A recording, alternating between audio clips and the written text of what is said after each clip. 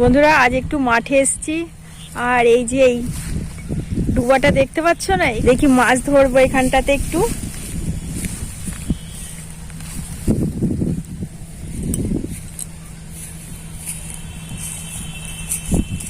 বন্ধুরা কত বড় মাছ দেখতে পাচ্ছে, কেমন যাচ্ছে মাছটা।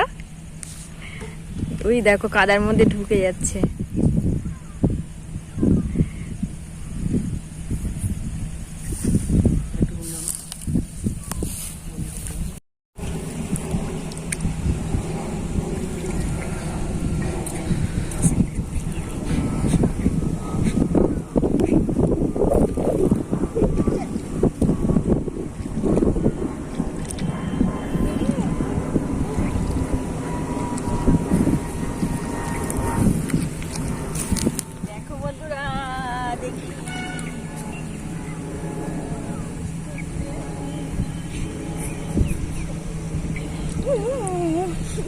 দেখো বন্ধুরা কত সুন্দর।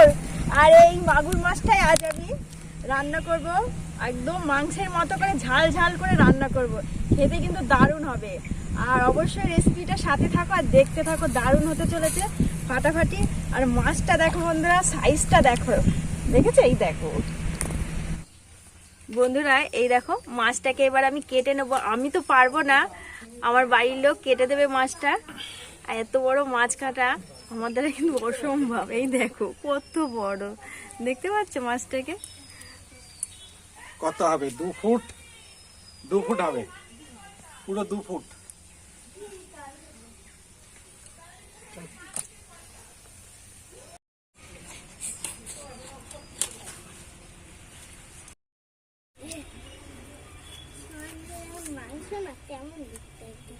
মাছে একটু ছাই মাখিয়ে নেওয়া হয়েছে, কেননা স্লিপ করছে হাতটা। কটা কটা? দুটো? হ্যাঁ, অনেক বড়, দুটোই করতে হবে।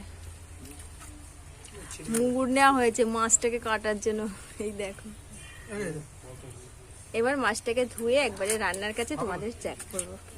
করে নেওয়া হয়েছে। এবার এখানে একটু হলুদ আর দেওয়া হচ্ছে লেবুর রস দিয়ে এটাকে ম্যারিনেট করে একটু আধ ঘন্টা রেখে দেবো। কড়াইয়ে তেল দেওয়া হয়ে গেছে আর এই দেখো মাছটা এবার ভাজা হবে।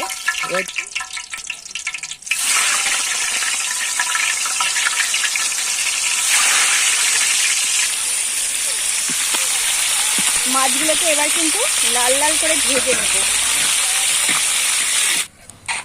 বন্ধুরা এখানে পেঁয়াজ দিয়ে পেঁয়াজটাকে ভাজা হচ্ছে আর আদা রসুনের পেস্টটা দিয়ে দিয়ে মশলাটাকে খুব ভালো করে কিন্তু কষে নেওয়া হবে।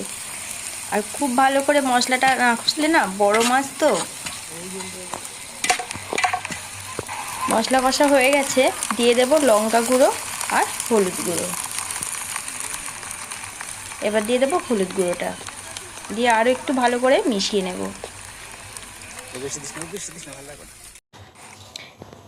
খুব ভালো করে মশলাটাকে কষিয়ে নিয়ে দিয়ে দিয়েছি একটু পাকা টমেটো আর সামান্য পরিমাণে একটু জল দিয়ে এবার দিয়ে দিচ্ছি মাছগুলো ঝোলের মধ্যে।